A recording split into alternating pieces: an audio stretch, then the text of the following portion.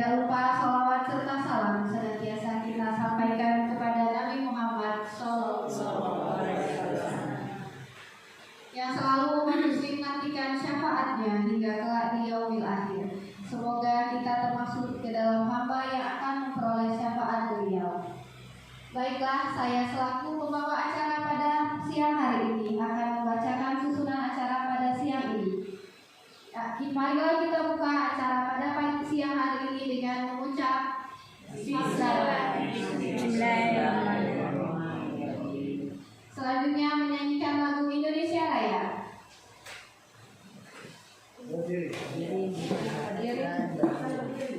Masih ya? Jadi kenapa ada saksi ini?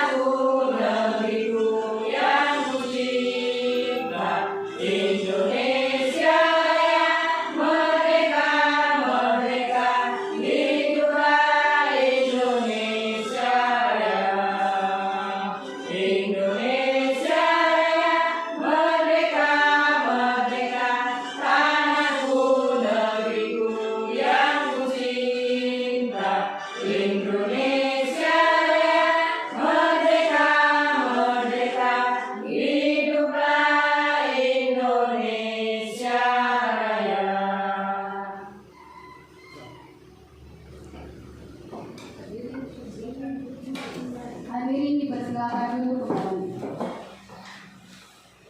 Selanjutnya sambutan dari Ibu Kepala Sekolah.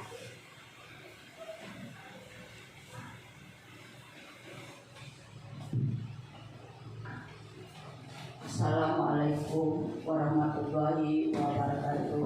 Waalaikumsalam warahmatullahi wabarakatuh. Marilah kita sama-sama mengikuti kegiatan guna untuk seminarisasi budaya positif bagi calon guru penggerak yang ke-9, yaitu pada guru kita yang bernama Ahmad Kamil SPD. Marilah para guru dan Bapak kita bagaimana untuk menyemangati daripada Pak Kamil supaya apa yang diajarkan dan dikemukakan dan apa saja yang diajarkan kepada kita supaya kita bisa mencontoh kepada beliau supaya nanti kita bisa pada guru-guru yang akan datang bisa juga seperti beliau yang akan menempuh dan menyukseskan sekolah dengan adanya pendidikan guru penggerak dengan bermacam-macam materi yang disampaikan oleh beliau. Marilah kita simak dan kita amati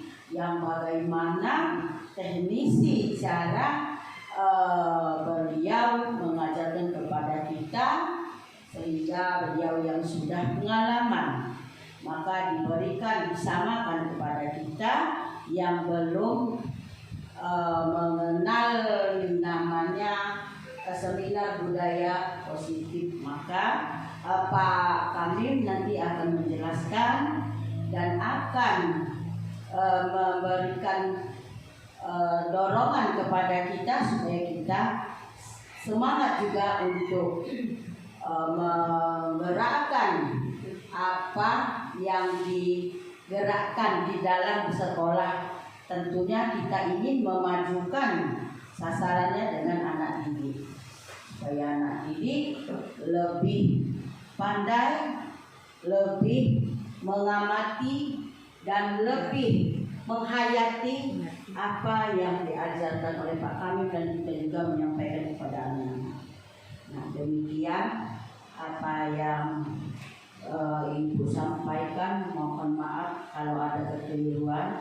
Wassalamualaikum warahmatullahi wabarakatuh. Waalaikumsalam warahmatullahi wabarakatuh.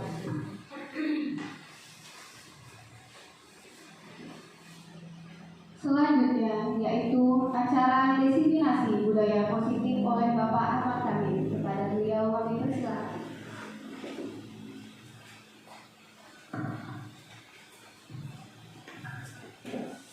Assalamualaikum warahmatullahi wabarakatuh. Waalaikumsalam warahmatullahi wabarakatuh. Yang terhormat Ibu Kepala Sekolah SDN 1 Berjaya, yang kami hormati seluruh Dewan Guru SDN 1 Berjaya. Alhamdulillah, marilah kita panjatkan puji syukur kehadirat Allah SWT yang telah melimpahkan serta mengkaruniakan kita kenikmatan sehingga pada siang hari ini kita masih dapat berkumpul dalam kegiatan diseminasi budaya positif. Salam wassalam tak lupa kita kandungkan kepada junjungan kita Nabi Agung Muhammad SAW. Bapak-bapak semuanya, mohon izin Ibu Kepala Sekolah, Dewan Guru SDN 1 Berjaya. Pertama, saya ucapkan ribuan terima kasih atas keikutsertaannya pada siang hari ini untuk mengikuti kegiatan pada penerapan pemahaman pembelajaran calon guru penggerak yang kebetulan pada saat ini yang masih saya ikuti, dan mudah-mudahan apa yang jadi nantinya penerapan ini bisa kita terapkan di SDN kita yang kita cintai. Harapannya seperti itu, dan saya sekali lagi mohon maaf telah mengganggu waktu istirahat bapak-bapak dan ibu-ibu semuanya. Ya, jadi seperti itu. Keterkaitan dengan apa yang akan kita bahas yaitu adalah diseminasi dan penerapan pemahaman budaya positif. Di sini yang akan kita bahas adalah budaya positif. Mungkin karena diseminasi dari Bapak dan Ibu semuanya, ini adalah sesuatu yang hal asing. Ini adalah sebuah kegiatan di mana tujuannya itu terfokus pada satu kelompok tertentu. Kebetulan kelompok kita ini adalah fokusnya adalah guru SDN 1 Berjaya. Ada satu pertanyaan pemantik untuk kegiatan pada siang hari ini. Pertanyaan pemantik untuk kegiatan ini adalah, sependapat nggak sih Bapak Ibu kalau seandainya hukuman yang tidak menyenangkan dapat mendisiplinkan anak? Setuju? Menurut Bapak Ibu setuju nggak? Hukuman yang tidak menyenangkan dapat mendisiplinkan anak, setuju nggak? Setuju nggak? Oke, ada yang setuju dan ada yang tidak. Oke, ada tidak setuju. Ya. Yang selanjutnya, pemberian hukuman dengan hal positif dapat meningkatkan disiplin anak. Setuju? Oke, ada yang setuju. Ada. Oke, terima kasih. Selanjutnya, membuat anak merasa bersalah dapat mengubah perilaku anak menjadi lebih baik. Oke, setuju. Terima kasih. Ada lagi, memberi penghargaan dapat meningkatkan motivasi belajar anak. Setuju? Setuju. Ya. Inilah pertanyaan pemantik yang nantinya akan kita jawab dalam kegiatan pada siang hari ini. Jadi sekali lagi, mudah-mudahan pembelajaran ini nanti dapat menjawab pertanyaan-pertanyaan ini. Karena keterkaitan dengan budaya positif ini, saya juga sangat tertarik dan ini sangat dibutuhkan oleh SD kita. Kemajuan kedepannya itu penting supaya anak-anak itu lebih meningkat pembelajarannya dan kita semakin guru bisa menikmati dan kita bisa memanusiakan manusia. Oke, kenapa harus budaya positif? Ini pertama. Di sini budaya positif itu adalah suasana positif yang sangat mendukung terlaksanakan pembelajaran yang kondusif. Suasana positif akan membuat lingkungan belajar lebih menyenangkan dan dari tekanan melainkan keinginan dan kesadaran dari dalam diri peserta didik. Suasana positif juga akan membentuk karakter positif peserta didik sehingga akan menjadi budaya positif peserta didik dan budaya positif di lingkungan. Jadi nanti setelahnya anak itu tahu apa sih kita sebagai seorang guru seperti ini. Kita sebagai seorang guru itu kita nanti tahu bahasanya budaya positif penting. Mengapa penting? Karena nanti anak itu tidak akan tertekan lagi. Iya, itu yang pentingnya. Jadi di sini peserta didik suasananya itu enak di kelas itu. Dia tidak akan tertekan. Dia merasa enjoy di kelas.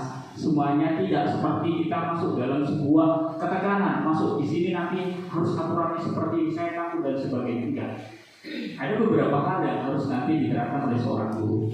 Yaitu inilah pentingnya kita sebuah budaya positif. Kalau guru sudah berpikir budaya positif, insya Allah kita akan menghasilkan output yang positif juga.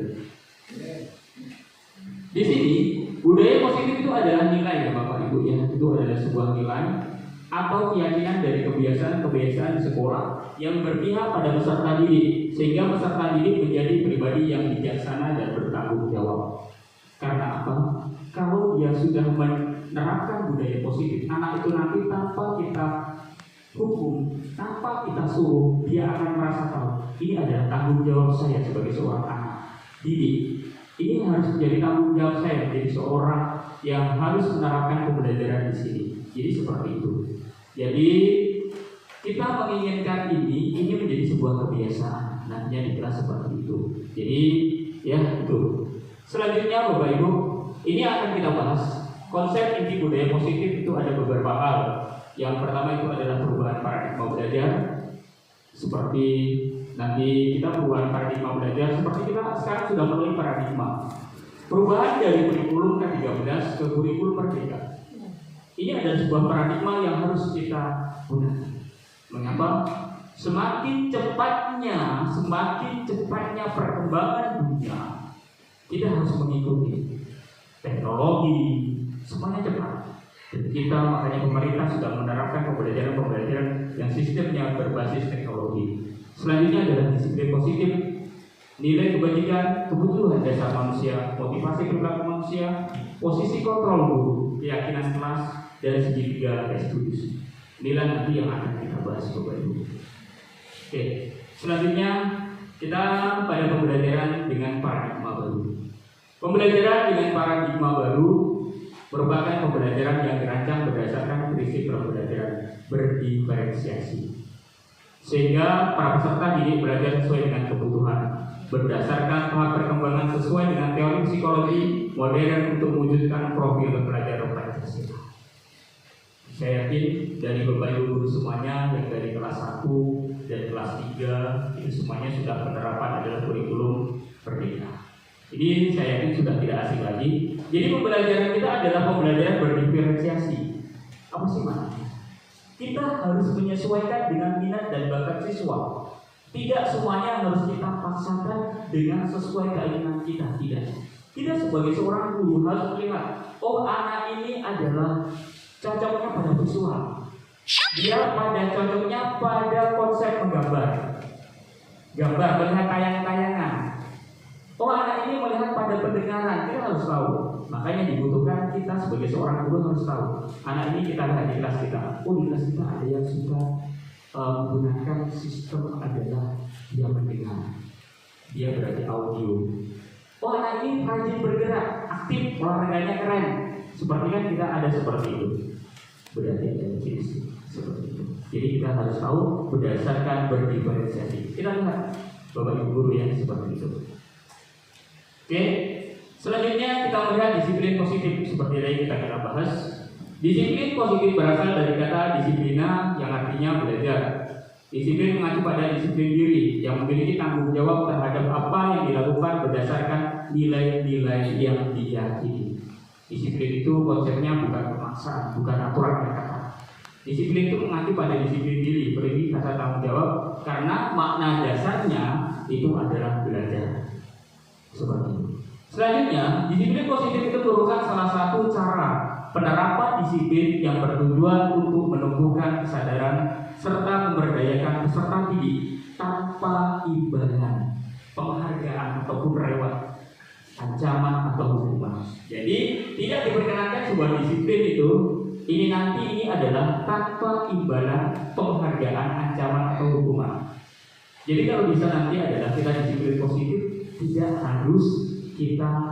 harus dihukum. Contoh, kamu tidak hadir hari ini, makanya kamu jujur, bukan seperti itu. Penerapan disiplin bukan seperti itu. Ya, keliling lapangan, dan sebagainya. Terima kasih. Selanjutnya, sebagai pendidik tujuan kita adalah menciptakan peserta didik yang memiliki disiplin diri, sehingga mereka berperilaku mengacu pada nilai-nilai kebajikan yang universal dan memiliki motivasi intrinsik dalam perubahan perlakuan ke arah yang lebih baik.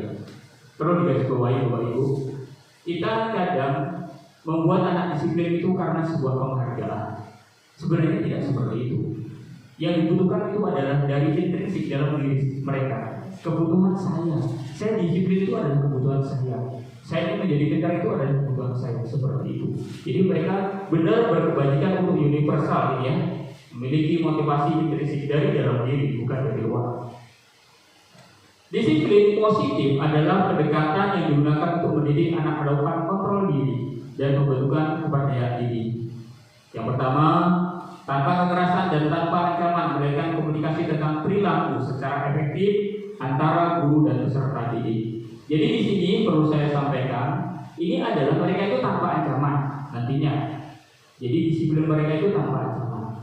Dan nanti apa yang harus kita lakukan nanti selanjutnya setelah ini baru kita konsep. Yang kedua, peserta didik diajarkan untuk memahami konsekuensi dari perilaku mereka dan menumbuhkan rasa tanggung jawab dari diri mereka. Dari dalam diri mereka itu ada rasa tanggung jawab, ya. Jadi mereka itu adalah berkomunikasi tentang perilakunya tanpa ancaman dan selanjutnya mereka bertanggung jawab. Yang ketiga, menumbuhkan kesadaran serta berdayakan peserta didik untuk melakukan sesuatu tanpa sebuah ancaman dan sebagainya. Inilah pentingnya disiplin positif. Manfaatnya adalah supaya mereka nanti melakukan itu adalah dengan cara sesuai dengan dirinya untuk menumbuhkan rasa tanggung jawab mereka. Di sini disiplin positif ini akan melahirkan nilai-nilai kebajikan, yaitu profil pelajar Pancasila. Saya yakin seperti kelas 5 sekarang yang sering melakukan reward, sering melakukan sebuah kegiatan-kegiatan pembelajaran, ini adalah makan sehari-hari itu kelas 1 dan kelas 5, kelas 3, 4, ya, kelas 2. Oh gitu ya. Masih ingat bahwa ini adalah dimensi profil pelajar Pancasila. Yang pertama adalah berkebinaan global, gotong royong, kreatif, benar kritis, mandiri, beriman. Masih ingat Ibu Ningsih lagunya? Bertakwa pada Tuhan yang Esa mulia. Oke, kayaknya bisa. Coba kita lihat mendengarkan. Biar yang lainnya juga bisa menyanyi. Pak Ustaz hanya sudah mulai agak ingat lagunya. Oke, ini ada guru mirip Ibu siapa Bu Ustaz? Bu Ningsih. Oh, Bu Ningsih. Ya. Ini adalah dia akan menyanyikan sebuah lagu yang sekarang lagi viral, yaitu berkaitan dengan dimensi profil pelajar Pancasila. Oke, ya, kita dengarkan sama-sama. Nanti baru kita nyanyikan bersama-sama. Ya Pancasila, beriman dan bertakwa pada Tuhan yang Esa dan berakhlak mulia, berpendidikan global, gotong royong mandiri, kreatif dan berkreatif. Pancasila, beriman dan bertakwa pada Tuhan yang Esa dan berakhlak mulia, berkebinekaan global, gotong royong mandiri, kreatif dan bernalar kritis.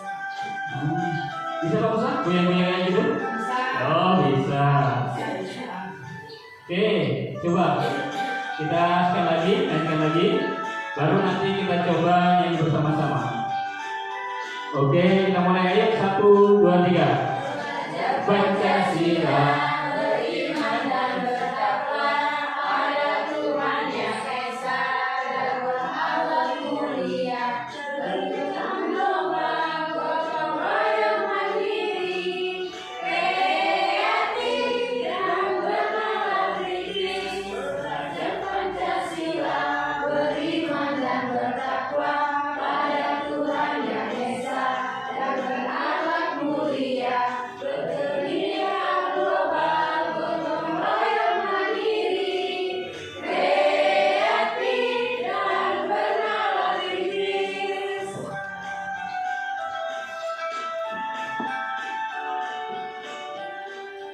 Oke, tanpa ibu ini kita coba nyanyi. Sekarang tanpa ibu itu. 1, 2, 3. Pancasila, beriman dan bertakwa pada Tuhan Yang Esa dan berakhlak mulia, berkebinekaan global, gotong royong mandiri, kreatif dan bernalar kritis.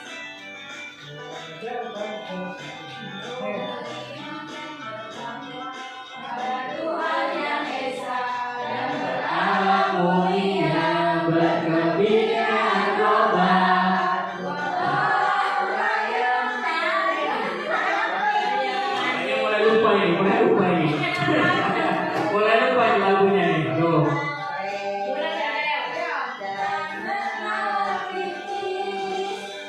Oke. Kasih tepuk tangan. Terima kasih, alhamdulillah. Jadi masih bisa menyanyikan profil pelajar Pancasila. Ini penting. Mengapa kita belajar Pancasila, beriman dan bertakwa pada Tuhan Yang Esa dan berakhlak mulia, berkebinekaan global, gotong royong mandiri, kreatif dan bernalar. Oke. Next, ini harus yang kita pahami. Selanjutnya, ini adalah yang terpenting, kebutuhan dasar manusia. Kembali ke materi Bapak Ibu ya.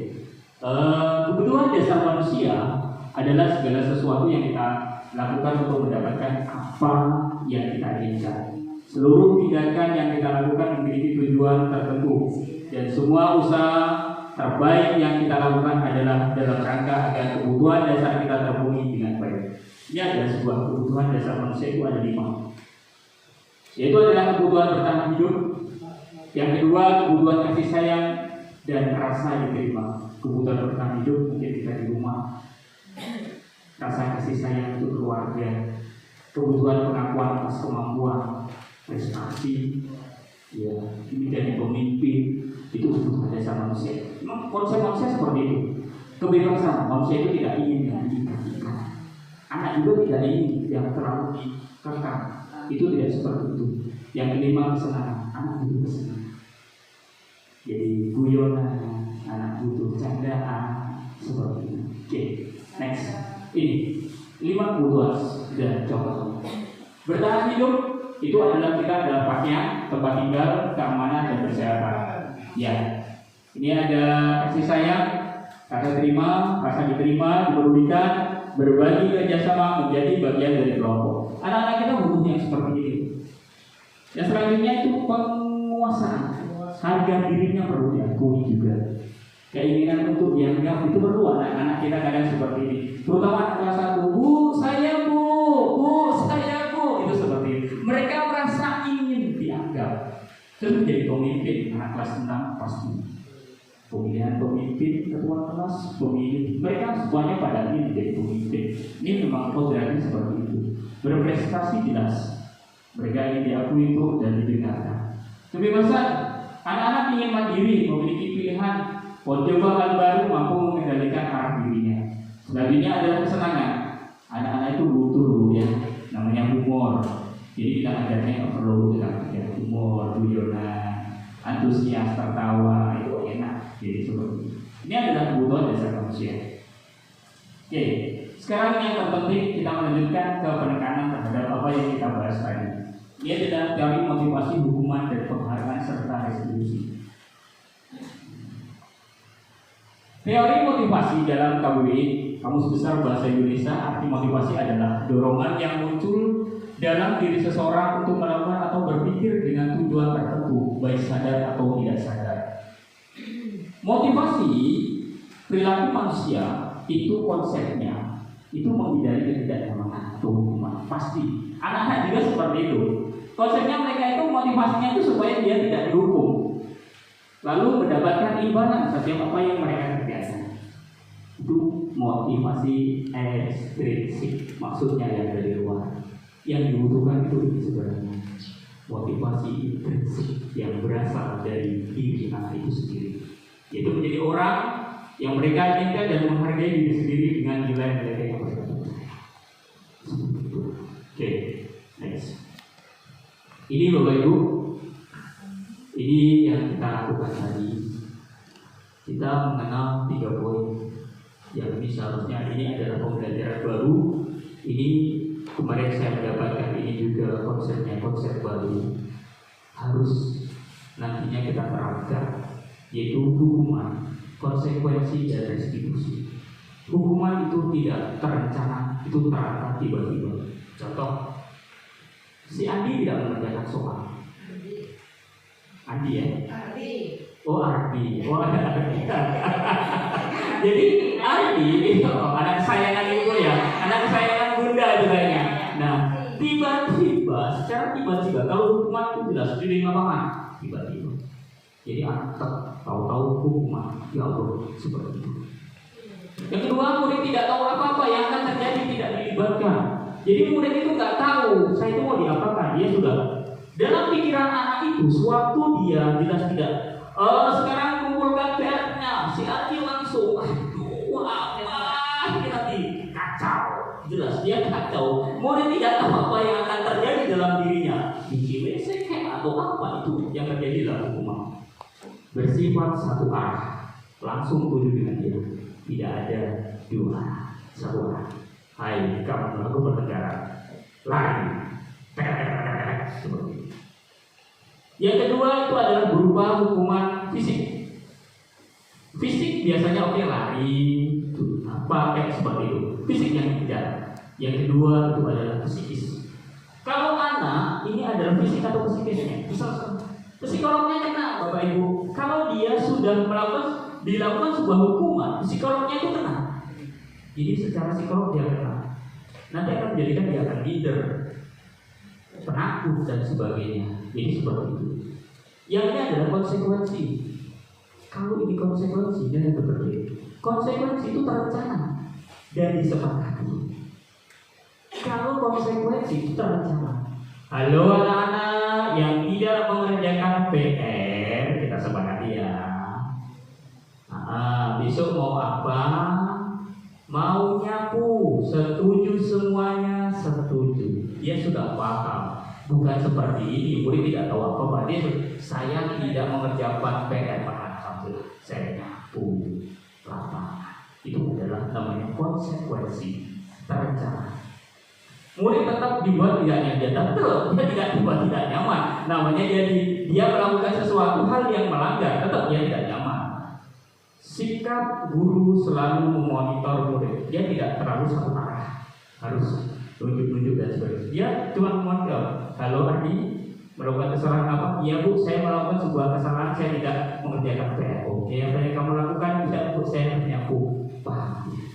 Guru statusnya sebatas monitor. Itu penting. Ini yang terpenting, ini restitusi.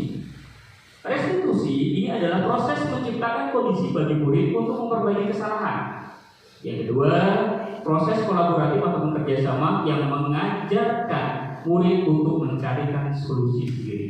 Ini adalah yang poin kita penting nanti akan kita bahas ini. Oke. Saya rasa Bapak Ibu bisa dipahami pentingnya konsekuensi dengan hukuman. Seperti itu. Yes, next. Ini adalah hukuman. Perbedaan hukuman dan konsekuensi. Hukuman sesuatu yang menyakitkan harus terjadi. Iya, benar.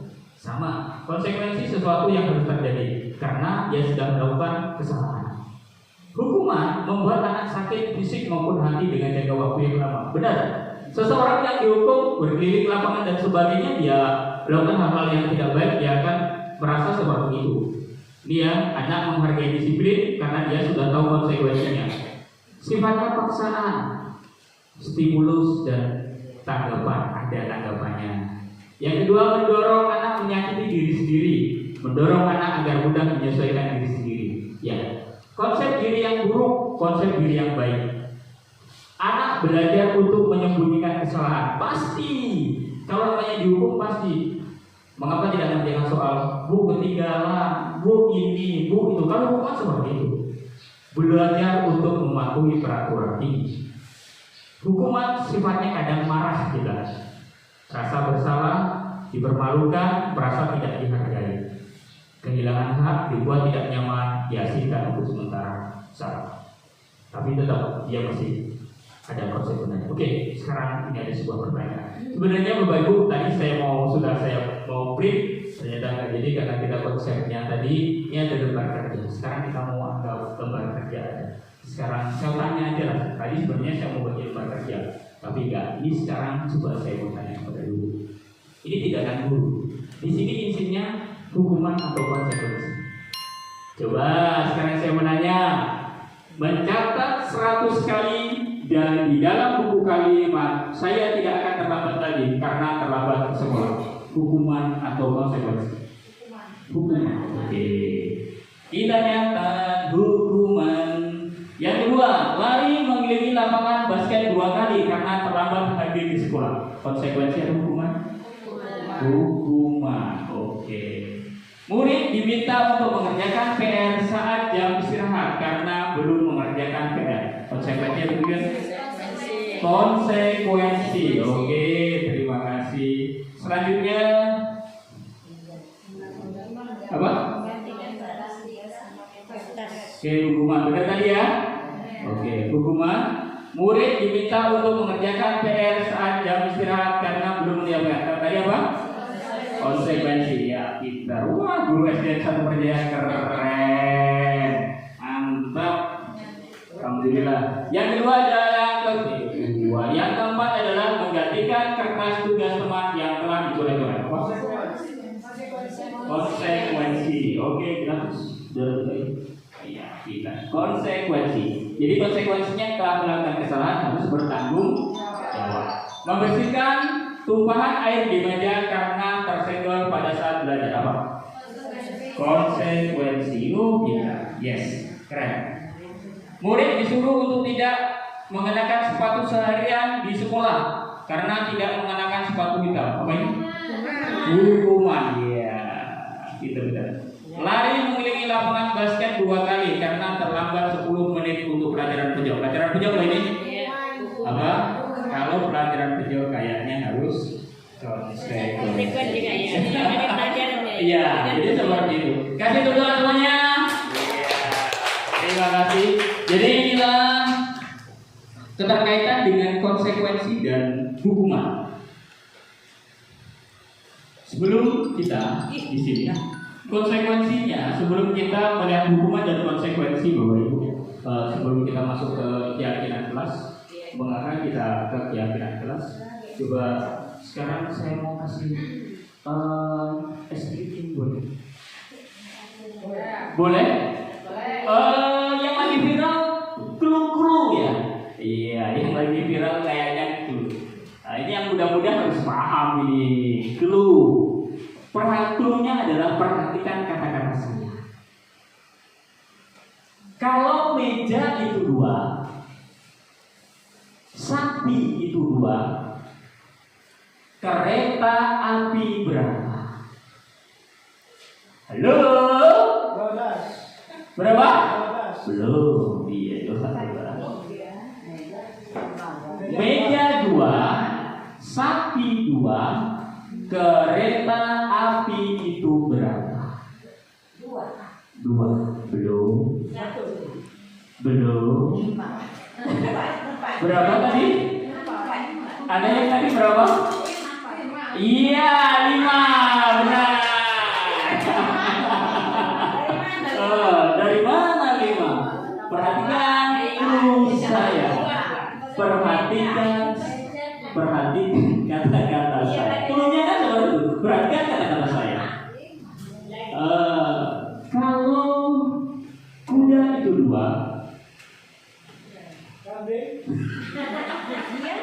jangan, kayaknya Om ini kambing.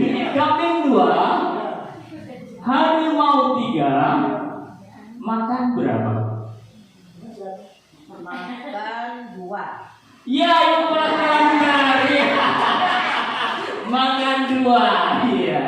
Oke, terima kasih. Jadi, ya perhatikan kata-kata saya. Mbak Dewi masih bingung ya?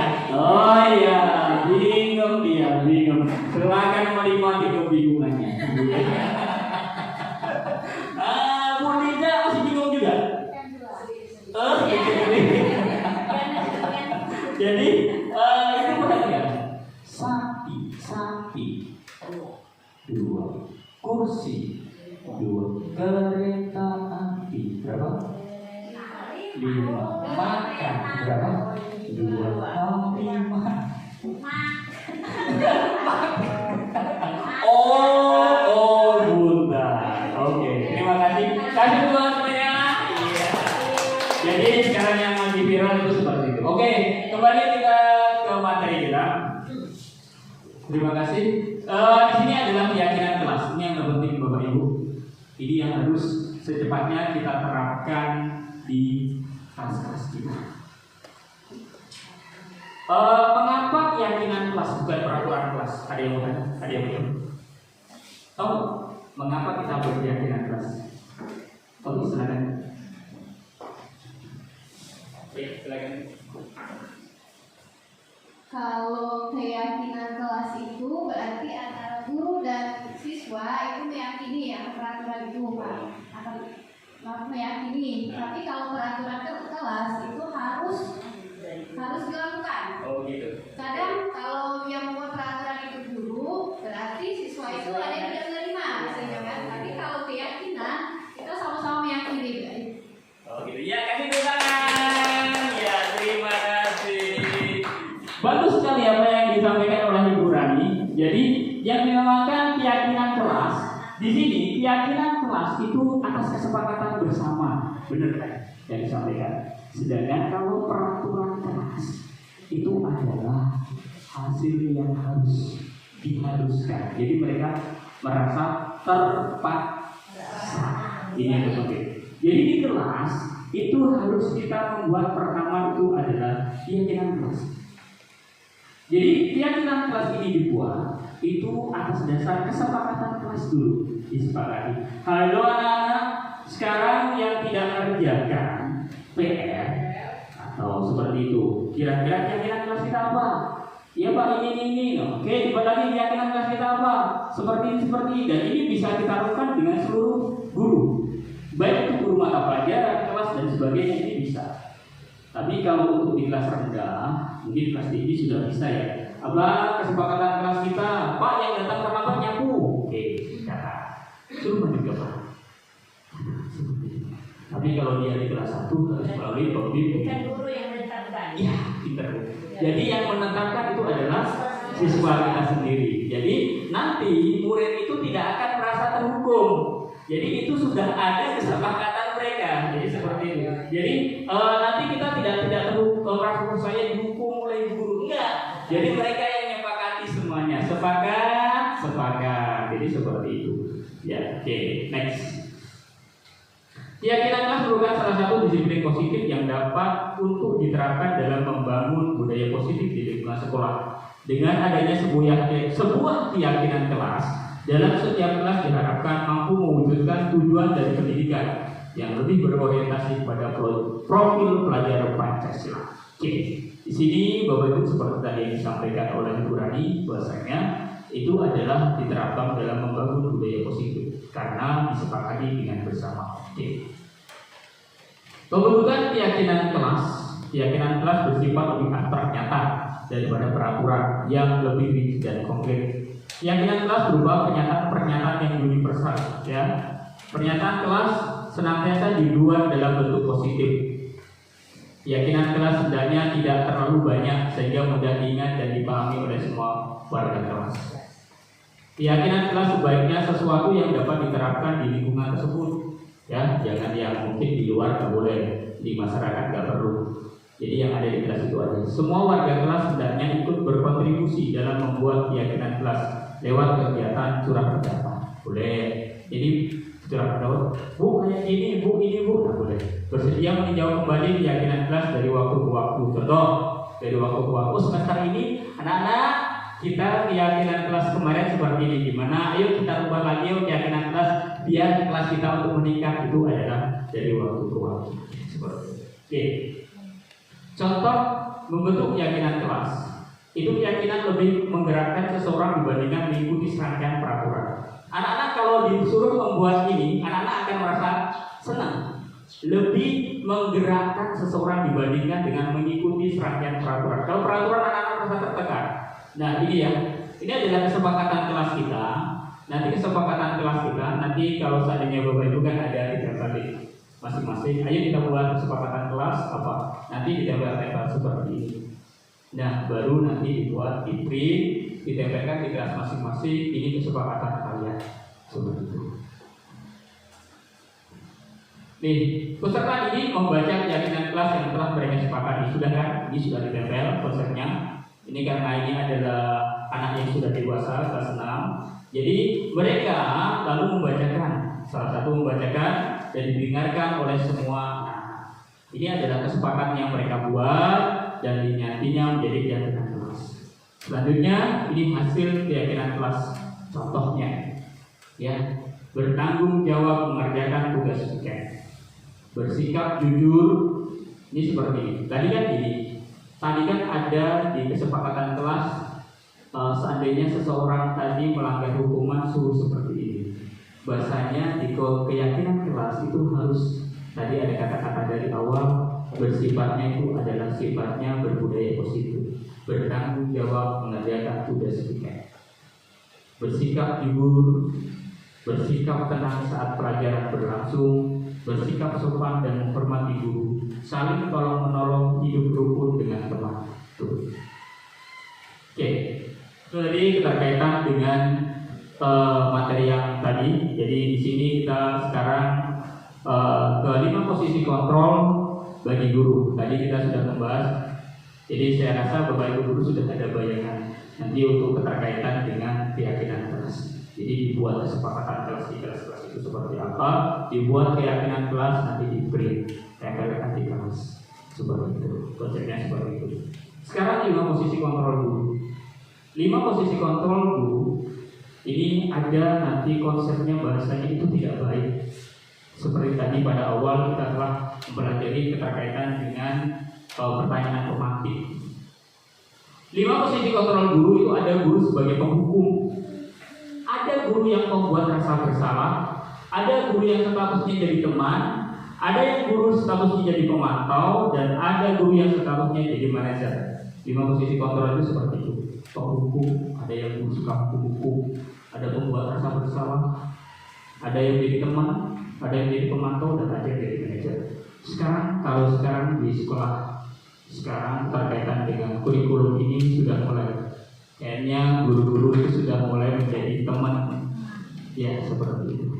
Alhamdulillah. Berikut adalah penerapan dikutip dari laman. Ya, kita perhatikan dari video berikut ini. Ya.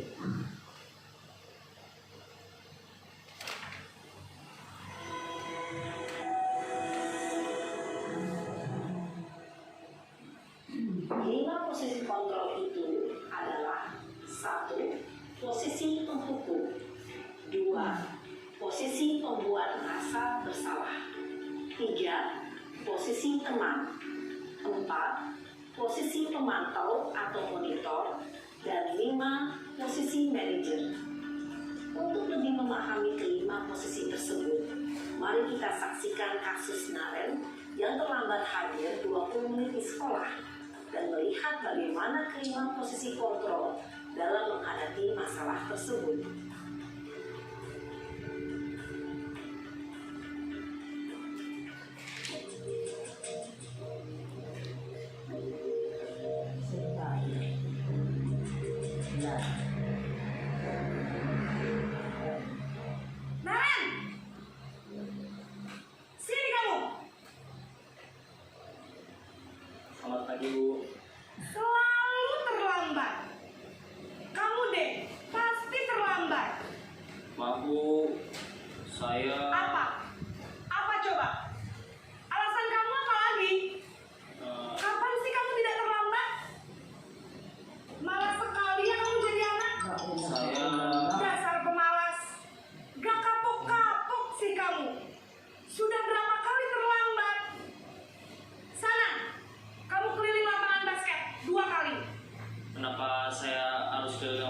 basket, Bu.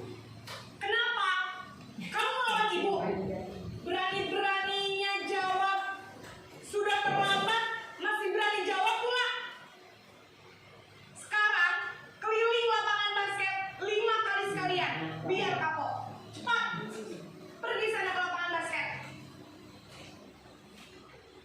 Posisi pemukul biasanya berbicara dengan nada tinggi, menghardik, menunjuk-nunjuk, menyakiti, dan menyindir. Hukuman bisa berupa fisik maupun psikis. Ibu dan Bapak guru hebat. Dampak yang terjadi pada murid ketika guru berada pada posisi pemukul adalah murid cenderung akan memberontak, bahkan menyimpan dendam.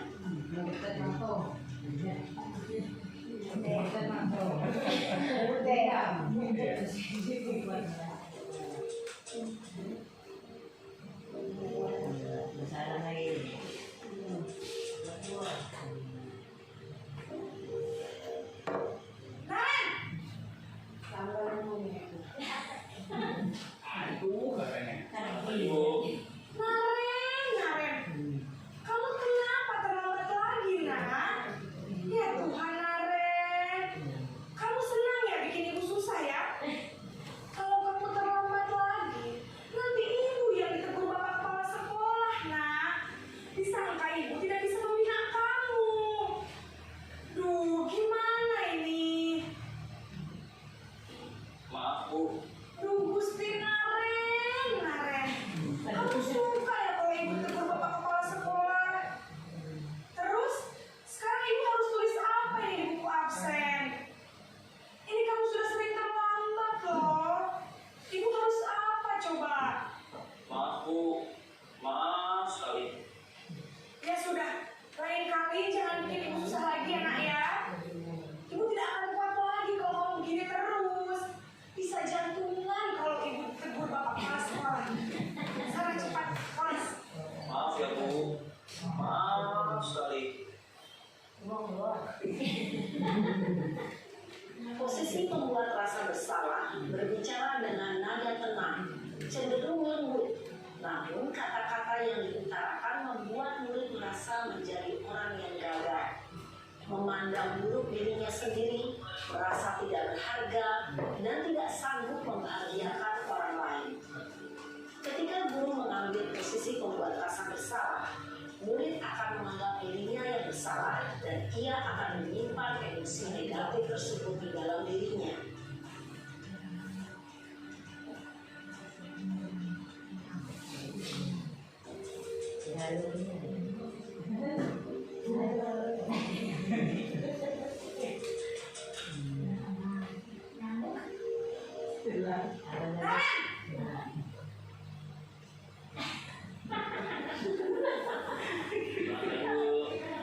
Wah, sudah jam berapa ini, nak? Terlambat lagi ya, sayang. Iya, Bu. Habis ibu saya lupa bangunkan saya, Bu. Kamu malah menyalahkan ibu kamu. Kamu bukannya anak yang paling kencang. Kok terlambat sih? Iya, Bu. Saya memang terlambat bangun tadi. Jadi, biarpun saya lari kencang, tetap jangan kejar, Bu. Ya sudah sana. Nanti lain kali larinya lebih kencang lagi ya. Biar gak terlambat lagi. Bikin seneng ibu. Demi ibu. Bisa kan? Bisa lah, Bu. Ya sudah sana masuk kelas. Ibu beresin urusan absen kamu. Kamu ini ada-ada saja. Dalam posisi teman, guru berbicara dengan nada suara ramah, akrab, cenderung bersenda gurau untuk menjaga suasana tetap santai. Murid akan merasa senang, aman, dan akrab dengan guru. Identitas yang tercipta adalah identitas sukses atau berhasil. Namun, tidak diingat, karena ini masih dorongan eksternal. Maka ada faktor kecenderungan dari murid kepada orang tertentu.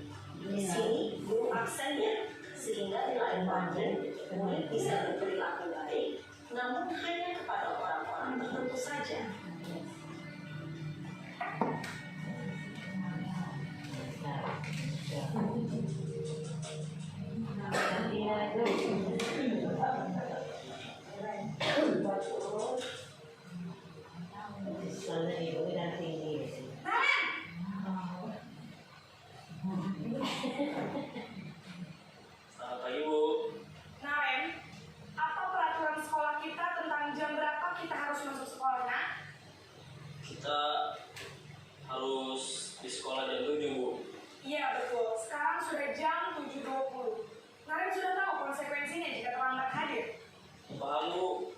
saya harus tinggal kelas pas jam istirahat selama 20 menit. Ya benar, konsekuensinya demikian. Jadi nanti jam 9.30 pas istirahat, kamu harus tinggal di kelas, kerjakan tugas tambahan untuk ketertinggalan kamu, ya? Baik Bu. Posisi pemantau mengandalkan penghitungan atau data untuk mengontrol murid. Guru mengarahkan murid berdasarkan peraturan dan konsekuensi. Seorang pemantau menunjukkan bahasa tubuh dan ekspresi wajah yang datar dan cenderung formal.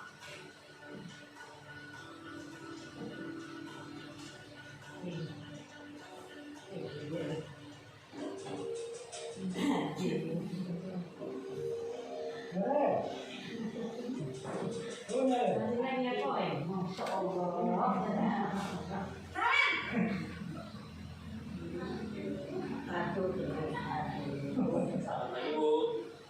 Selamat pagi, Naren. Maaf Bu, saya terlambat. Iya, sekolah masuknya jam 7, sekarang sudah jam 7.20. Jadi sekarang bagaimana ini, Naren? Maaf Bu, saya lupa setel alarm saya semalam. Baiklah, menurut kamu, keyakinan sekolah yang mana yang perlu kamu tingkatkan? Menghargai diri sendiri dan orang lain mungkin ya Bu. Setuju. Jadi, apakah Naren meyakini prinsip saling menghormati tersebut? Iya Bu, saya meyakininya. Apakah Naren bersedia memperbaiki masalah keterlambatan ini? Bersedia Bu. Bagaimana kamu akan perbaiki masalah keterlambatan ini? Saya akan coba untuk tidak lupa menyetel alarm saya Bu. Baik, kalau Naren lupa menyetel alarm di rumah, ada orang yang kira-kira bisa bantu mengingatkan tidak? Ada Bu, kakak saya, Kak Emma. Ada lagi selain Kak Emma?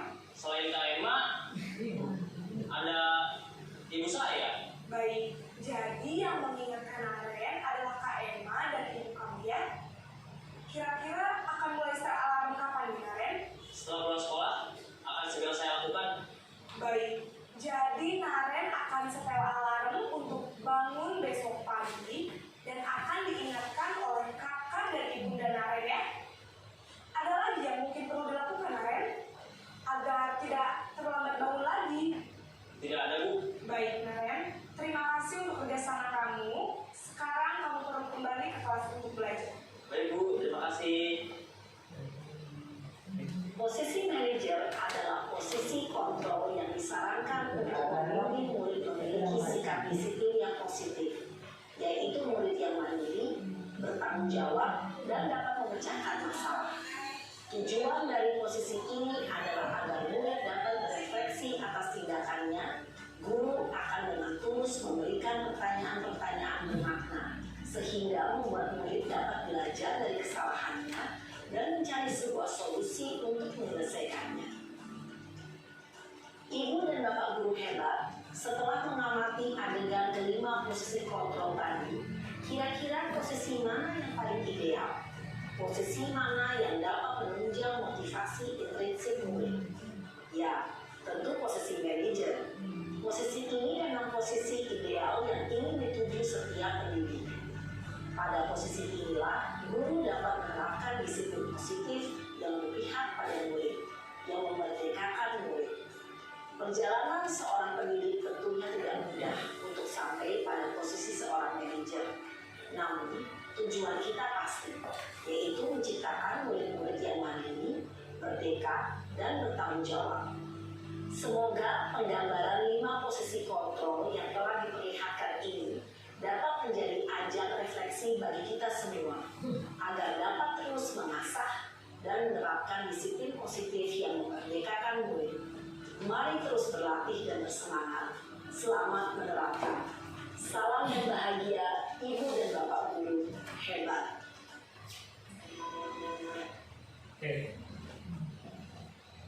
Terima kasih. Itu tadi adalah gambaran singkat tentang sebuah visualisasi gambaran untuk penerapan kita sebagai seorang penghukum, kita sebagai seorang yang menjadi seorang teman, nantinya orang yang bisa berasa bersalah. Itu tadi sudah dijelaskan oleh Ibu tadi keterkaitan dengan penghukum adalah seorang ini bisa menggunakan hukuman fisik maupun verbal. Ya, ini adalah ada beberapa akibat yang sifatnya itu nanti bisa menjadi pendendam ini bagi seorang penghukum. Selanjutnya adalah pembuat rasa bersalah. Pembuat orang merasa bersalah ini menggunakan keheningan orang lain merasa tidak nyaman. Ini sangat berbahaya Bapak Ibu. Membuat orang bersalah. Kadang-kadangnya dengan ini akan lebih berbahaya dengan penghukum. Saat dia merasa bersalah dan saat itu terlalu dihayati oleh anak, nanti keterkaitan itu dia akan merasa sangat sedih. Ya, seperti itu. Dan dia tidak bisa menahan perasaannya. Ini adalah dari sebagai teman, murid akan merasa senang dan akrab. Pastinya monitor, murid mau disanksi karena tadi sudah dijalani, karena kita sudah ada namanya keyakinan kelas. Tadi selanjutnya adalah manajer. Posisi ini adalah posisi yang terbaik, mengembalikan tanggung jawab pada murid untuk mencari jalan keluar permasalahannya, tentu dengan bimbingan guru. Ini adalah motivasi eksternal. Ini ada 5 kontrol ya Bapak Ibu. 5 posisi kontrol yang ada pada seorang guru. Dan ada 2 posisi identitas gagal. Yang pertama itu adalah penghukum dan pembuat merasa bersalah. Kalau teman ini posisi positif semua, ini teman, pemantau, dan manajer. Ini adalah identitas berhasil atau sukses. Sedangkan sebagai penghukum, pembuat orang bersalah itu adalah dia identitas gagal. Di sini adalah menghardik, ya seperti itu. Ini adalah rendah diri, anak merasa rendah diri kalau dia dibuat bersalah, merasa gagal dan tidak berharga. Nantinya seperti itu. Dia akan mengulangi kesalahan. Kalau anak sering seperti itu, dia akan mengulangi berulang kali. Perilakunya menjadi agresif, maksudnya seperti itu. Kalau sering dihukum, biasanya kalau anak-anak SD atau anak-anak tinggi berhasil ada konsepnya, dia akan merasa melawan dan sebagainya. Seperti itu. Kalau dia sering kita terapkan sebagai perilaku kita adalah penghukum. Kita terapkan adalah 3 ini, yaitu teman, pemantau, dan manajer. Lebih bagus lagi kita menggunakan sistem manajer. Di sini kita materi yang terakhir yaitu adalah restitusi. Ini adalah restitusi, itu merupakan proses menciptakan kondisi bagi murid untuk memperbaiki kesalahan mereka sehingga mereka bisa kembali pada kelompok mereka dengan karakter yang lebih kuat. Segitiga restitusi merupakan tahapan tindakan yang dilakukan guru yang bertujuan agar peserta didik dapat mencari solusi untuk masalahnya, dapat berpikir tentang orang seperti apa yang mereka inginkan, atau bagaimana mereka harus memperlakukan orang lain, menjadi lebih memulihkan dirinya setelah berbuat salah, serta menjadi orang yang menghargai nilai-nilai kebaikan yang mereka percayai. Inilah segitiga restitusi.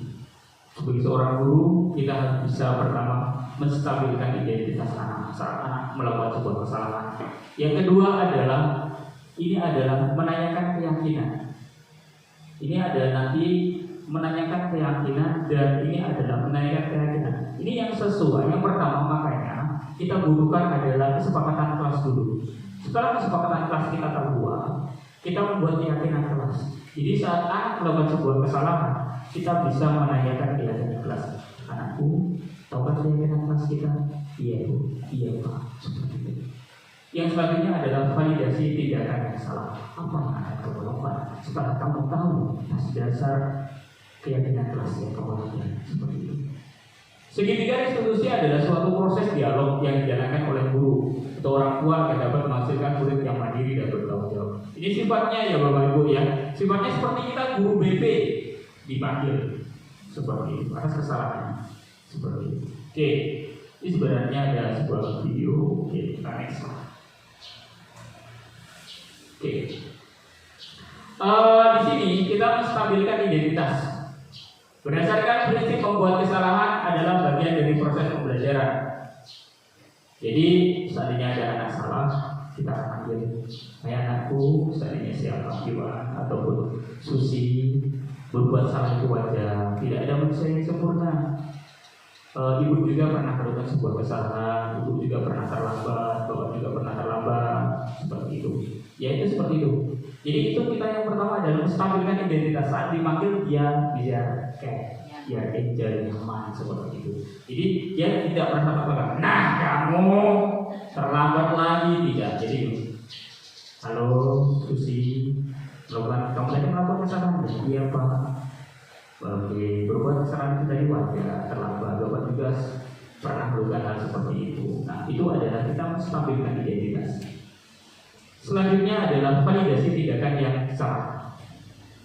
Tanya, kamu pasti punya alasan sih mengapa kamu melakukan itu seperti itu. Padahal kamu bisa melakukan, nah seperti kamu patut bangga karena telah memiliki sesuatu yang penting buat kamu. Kamu melakukan karena mempertahankan sesuatu yang penting buat itu. Ini penting kamu.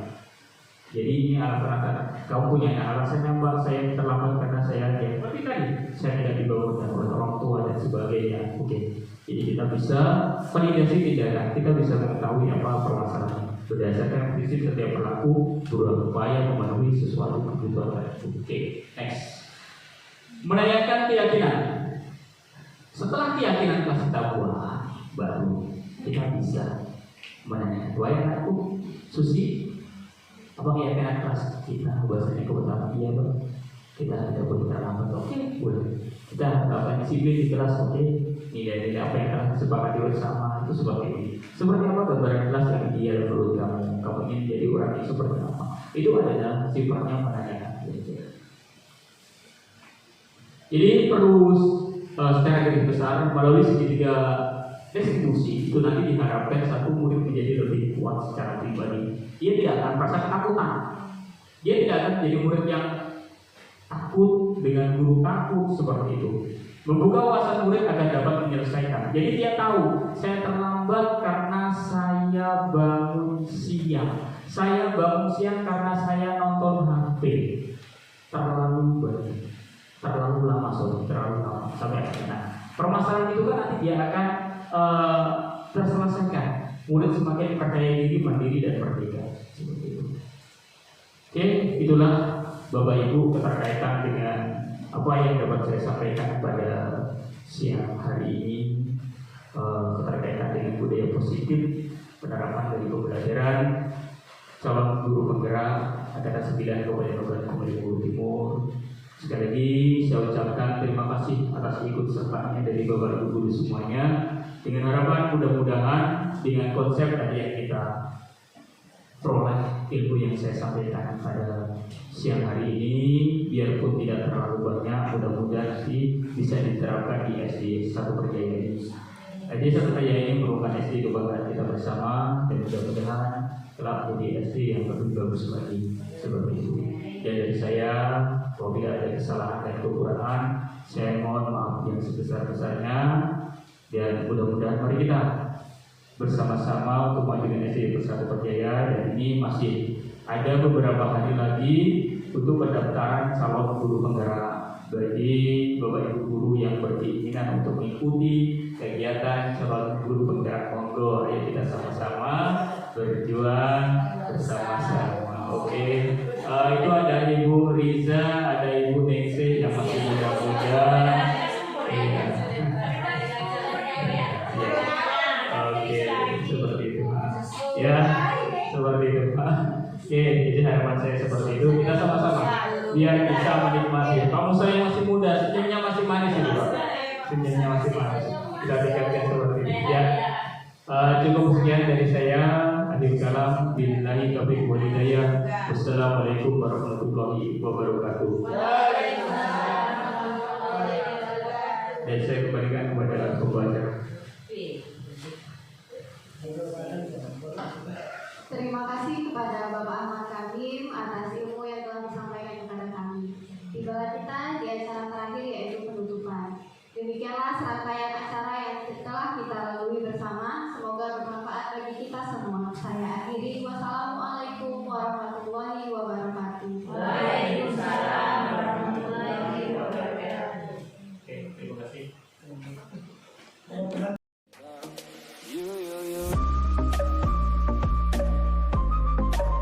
California dream.